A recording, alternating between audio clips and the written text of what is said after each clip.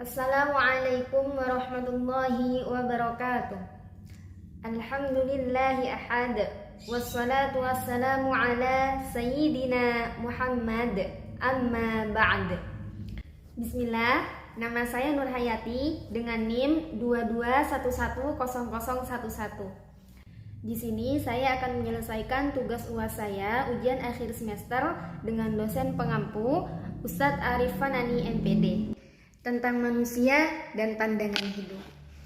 Manusia adalah ciptaan Allah yang paling mulia, sebagaimana Allah berfirman dalam surah Al-Isra ayat ke-70. Walaqad karramna bani Adam, dan sesungguhnya telah kami muliakan anak-anak Adam.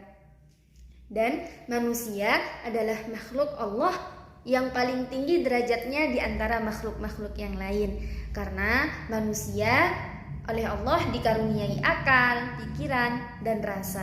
Dan karenanya lah manusia disebut khalifah di bumi ini. Kenapa manusia harus mempunyai pandangan hidup?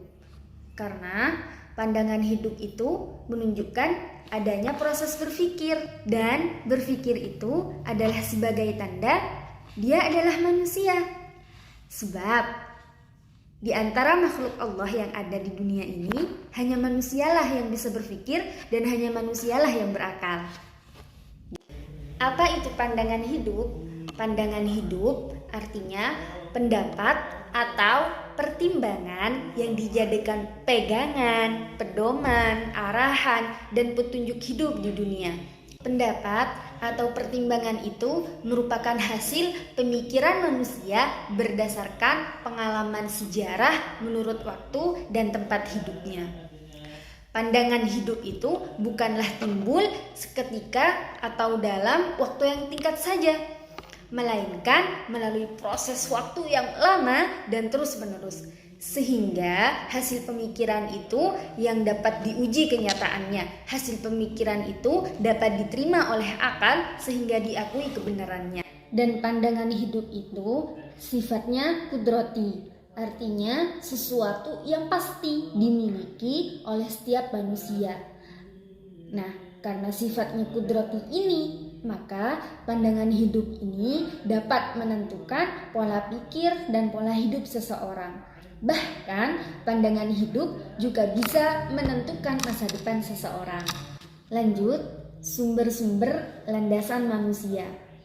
Yang pertama, sumber pandangan hidup yang berasal dari agama, yaitu pandangan yang mutlak kebenarannya. Pandangan dari agama ini tidak bisa dirubah oleh manusia, pribadi, ataupun golongan, berlaku universal dan tidak untuk satu kelompok atau golongan tertentu. Jadi semua pandangan hidup yang berasal dari agama itu tidak bisa dirubah. Seperti contoh kitab suci Al-Quran dalam agama Islam. Yang kedua, sumber landasan pandangan hidup yang berupa ideologi, yaitu yang disesuaikan dengan kebudayaan dan norma yang terdapat pada negara tertentu, yaitu dari suatu golongan bangsa maupun negara yang bersumber dari nilai-nilai budaya hasil pemikiran manusia yang disesuaikan dengan kebudayaan dan norma yang ada. Kebenarannya berubah-ubah sesuai dengan situasi, kondisi, serta berlaku untuk suatu kelompok atau bangsa tertentu. Seperti ideologi Pancasila merupakan abstraksi dari nilai-nilai luhur bangsa Indonesia yang diyakini kebenarannya sebagai pandangan hidup dalam berbangsa dan bernegara di Indonesia ini. Sumber landasan pandangan hidup yang ketiga yaitu berupa imajinasi atau renungan, yaitu pandangan hidup yang relatif kebenarannya. Pengaruh pandangan hidup. Nah, dengan adanya pandangan hidup yang menjadi pedoman akan bisa membangkitkan data kreativitas yang positif untuk mewujudkan manusia yang lebih berbudaya, lebih halus, dan lebih manusiawi. Sebaliknya, seseorang yang tidak mempunyai pandangan hidup dan nilai-nilai yang dianutnya tidak jelas baginya, maka dalam pendirian tetap, keadaan demikian akan memungkinkan dirinya menerima apa saja, menolak apa saja, dan semua perilaku yang dimainkan bagaikan sandiwara, semu, dan tidak ada dalam arti yang sesungguhnya. Unsur-unsur pandangan hidup. Pandangan hidup terdiri atas cita-cita, kebajikan, usaha ataupun perjuangan, keyakinan ataupun kepercayaan. Nah, kita ke cita-cita terdahulu. Cita-cita tidak sama dengan pandangan hidup, sekalipun cita-cita erat kaitannya dengan pandangan hidup. Cita-cita adalah suatu keinginan, suatu harapan, suatu tujuan yang selalu ada dalam pikiran. Cita-cita adalah sesuatu keinginan yang akan datang, keinginan hati untuk di masa akan datang. Nah, dengan cita-cita inilah manusia mampu menentukan pilihan untuk berbuat atau tidak berbuat dan memilih berbuat baik atau berbuat yang buruk. Cita-cita bisa dicapai melalui kerja keras, kreativitas, inovasi, dukungan orang lain, ataupun sebagainya. Kebajikan atau kebaikan adalah suatu perilaku atau perbuatan seseorang yang sesuai dengan suara hatinya. Kebajikan atau kebaikan adalah perbuatan yang mendatangkan keselamatan, keuntungan, kemakmuran, dan kebahagiaan.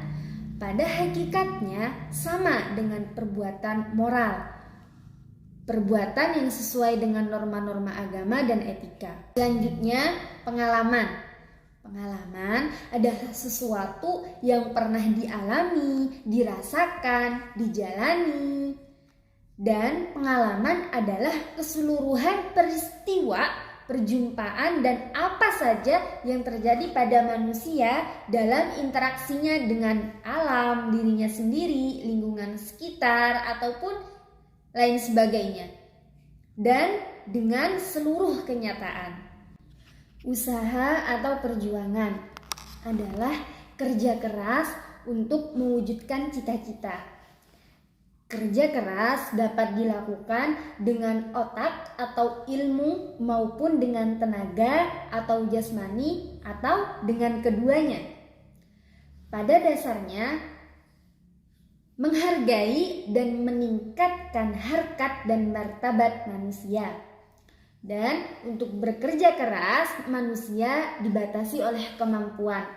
Karena kemampuan terbatas, timbul perbedaan tingkat kemakmuran antara manusia satu dan manusia lainnya. Kemampuan terbatas pada fisik dan keahlian atau keterampilan.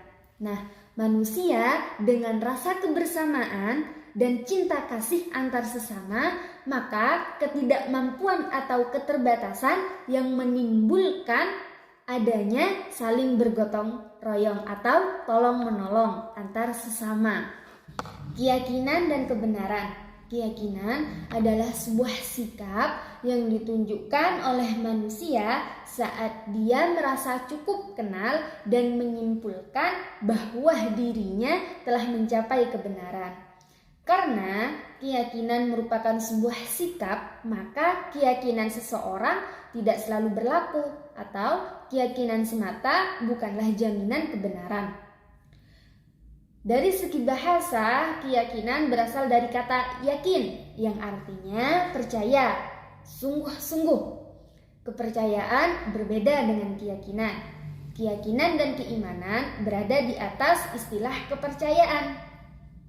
Nah, keyakinan adalah energi yang terkumpul karena terbukanya perasaan, ada keinginan, ada ketidakkeinginan.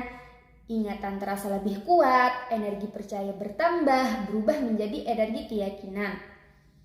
Adapun kepercayaan berasal dari kata percaya, artinya mengakui, meyakini akan kebenaran.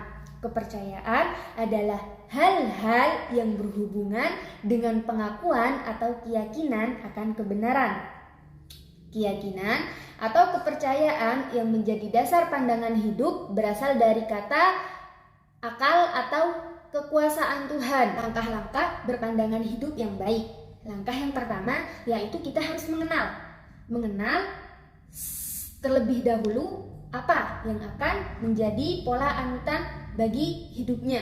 Yang kedua ialah mengerti maksudnya, memahami segala sesuatu yang bersangkut paut dengan nilai-nilai yang dijadikan pandangan hidup. Yang ketiga, menghayati. Berarti menghayati nilai-nilai yang terkandung dalam pengetahuan serta menganalisa hal-hal yang bersangkutan dengan pandangan hidup tersebut. Yang keempat, meyakini. Berarti menerima dengan ikhlas tanpa ragu akan pandangan hidup tersebut. Yang kelima, mengabdi. Mengabdi berarti berbuat sesuatu untuk memperjuangkan pandangan hidup. Yang keenam, mengamankan. Mengamankan merupakan tindakan perlindungan bagi setiap ancaman dan gangguan terhadap pandangan hidupnya. Kesimpulannya, hakikatnya pandangan hidup dan manusia itu sangat berkaitan dan sangat dibutuhkan. Karena pandangan hidup merupakan pendapat atau pertimbangan yang dijadikan pegangan, pedoman, arahan, petunjuk hidup di dunia. Pandangan hidup manusia harus direalisasikan dalam hal yang baik dan positif. Terima kasih.